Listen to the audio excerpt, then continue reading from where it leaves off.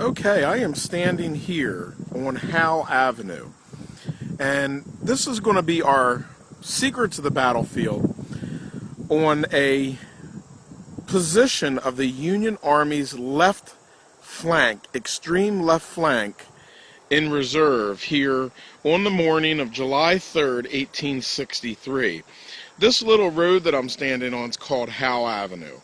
And basically, the road in front of us that crosses is the Taneytown Road. It's just off the Route 15 exit, which is over here. This road comes back and then just goes into a little cul-de-sac, turns around, and then comes back up in this direction. And there's four markers and a brigade marker here. Now, those regiments are the 119th Pennsylvania, the 6th Maine, the 49th Pennsylvania, and the 5th Wisconsin is the last one on the end down there near my car. Now, to set where we're at, directly in front of us is Big Round Top. To my right is Little Round Top.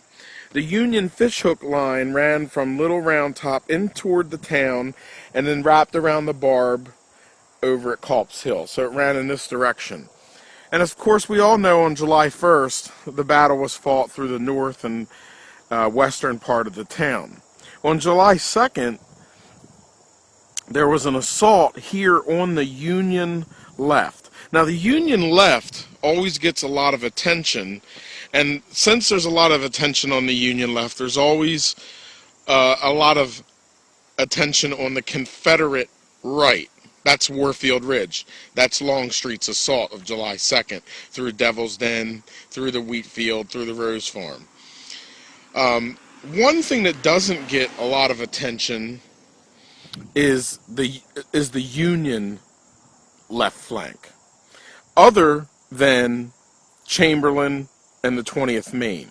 Or should I say the Union left reserve flank doesn't get a lot of attention. Now, these four regiments here that go down and end down there where that truck is turning were part of the 3rd Brigade, the 6th Corps, the 1st Division, under Brigadier General David A. Russell. Now, on July 2nd, he arrived from Manchester, Maryland, and he moved to the northeastern slope,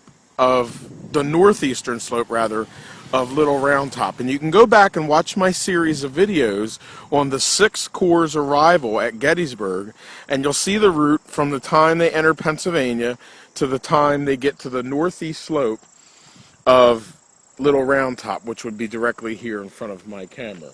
Now, Russell's brigade got to that northeast slope, and then on the morning of July 3rd, now let's look at this from a soldier's position. It's July 3rd, 1863. On July 1st, you're whipped through the town, you end up on Cemetery Hill taking a defensive position.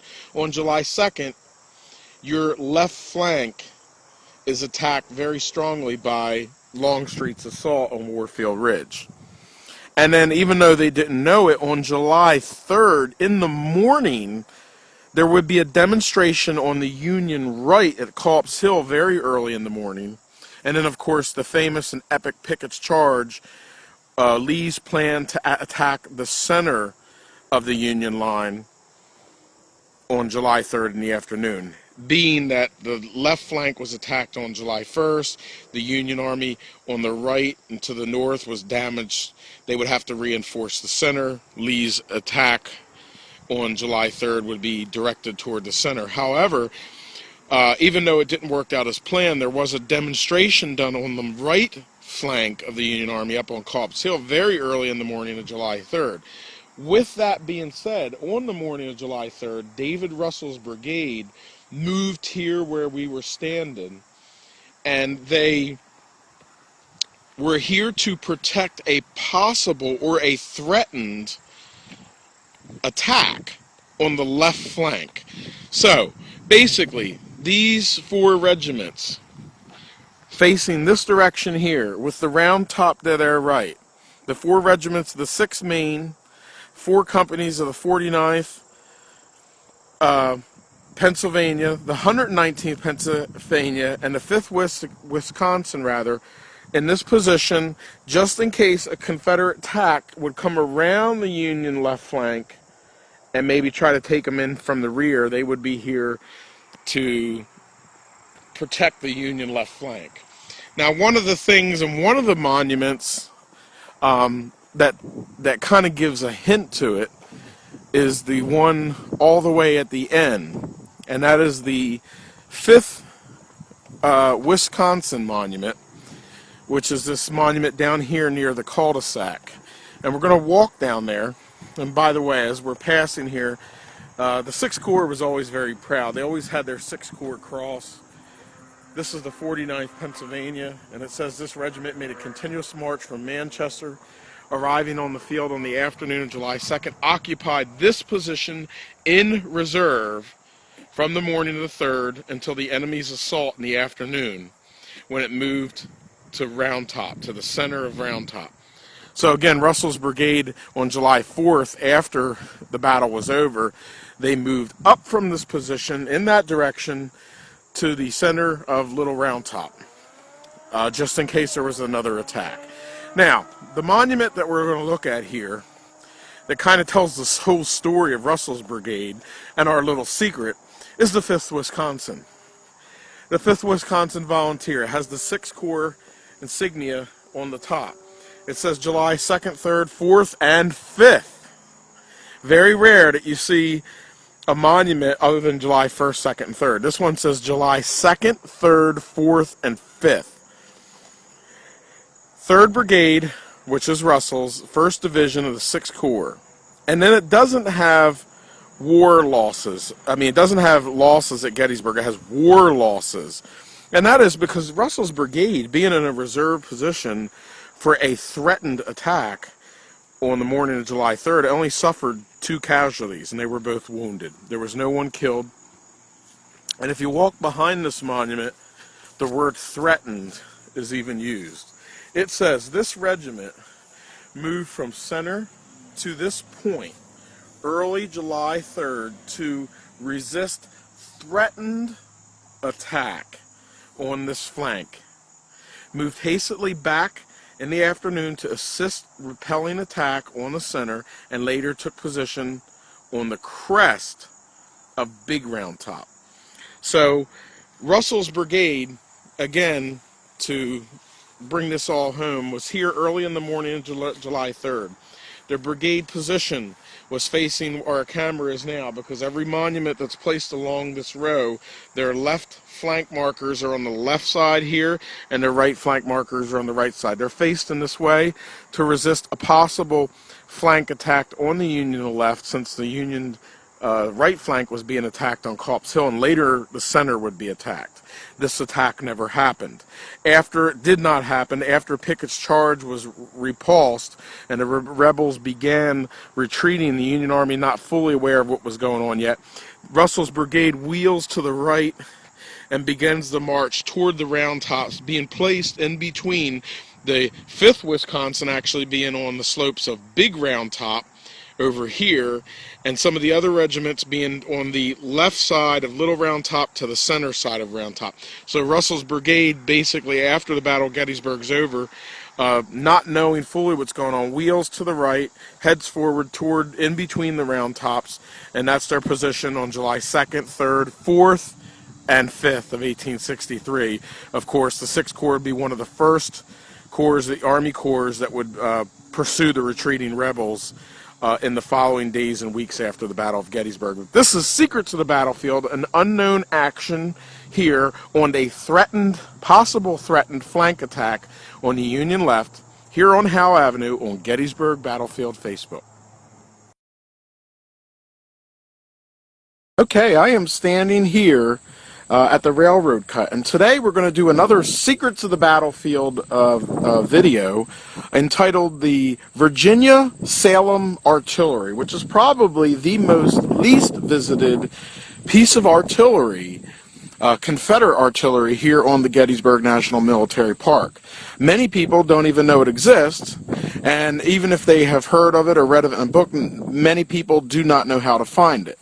So we're going to start here at the railroad cut bridge, right near the 6 Wisconsin video, and I am going to take you to the artillery that sits over here on a hill off of the Chambersburg Pike, the Salem, Virginia Artillery.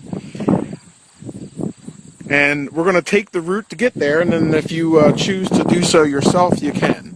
Now, the Salem Artillery was a part of Ewell's Artillery Reserve.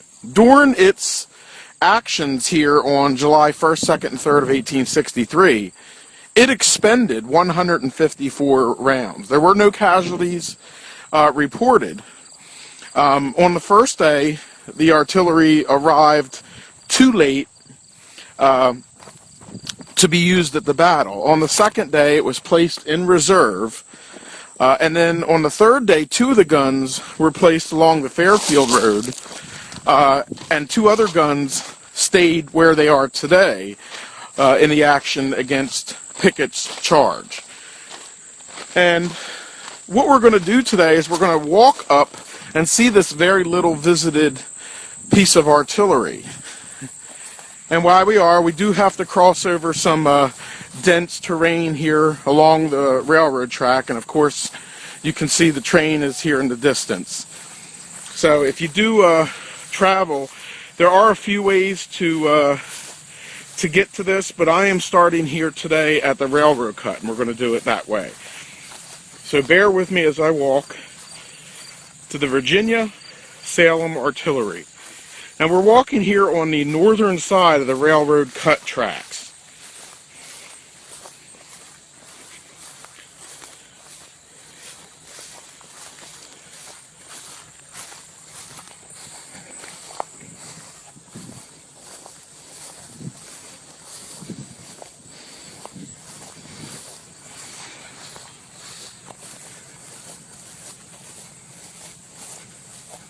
And as we approach the hillside up here, I did notice CSX has a train running today, so if the video gets a little noisy, you'll have to pardon that.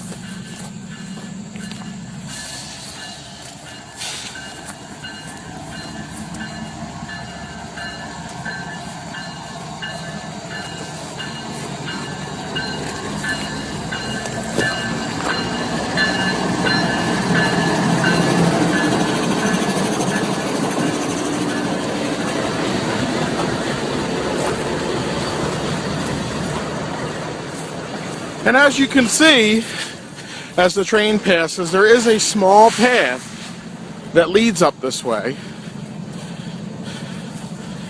to the Salem Artillery piece. And again, not many people even know that this battery exists, and it's so off the beaten path and disconnected.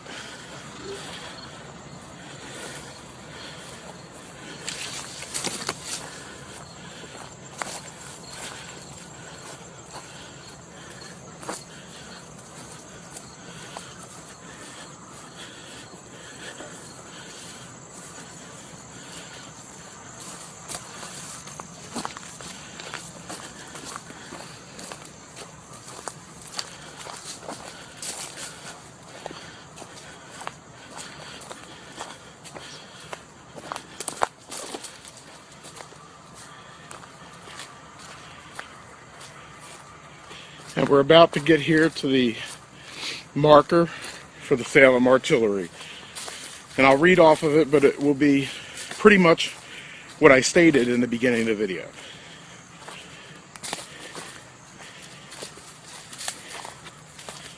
Okay, here it is.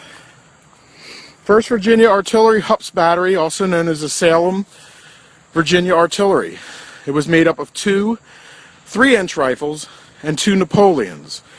And on July 1st, the battery reached the field too late to participate in the engagement of the day. On the 2nd, it was held in reserve near the railroad cut. On July 3rd, during Pickett's charge, the rifle guns were in a position near the Fairfield Road. The Napoleons were left here at the railroad cut and remained until night, but were not engaged. And then on July 4th, 1863, at midnight, they began their march to Hagerstown with the retreat of General Lee. There were not any casualties reported, and there was 154 rounds that were expended. Those 154 rounds were fired by the 2 3-inch rifles, since it does state that the Napoleons were at the railroad cut but were not engaged. So 154 rounds of ammunition were fired by 2 3-inch rifles, which were placed over by the Fairfield Road. This overlook, actually, in the winter, you can see the entire town of Gettysburg. It sits here on Oak Ridge, right near the railroad cut. This has been Secrets of the Battlefield, Hups Battery of Salem, Virginia Artillery, of the 1st Virginia Artillery, part of Ewell's Reserve Artillery Corps. This has been Secrets of the Battlefield, Salem, Virginia Artillery on Gettysburg Battlefield Facebook.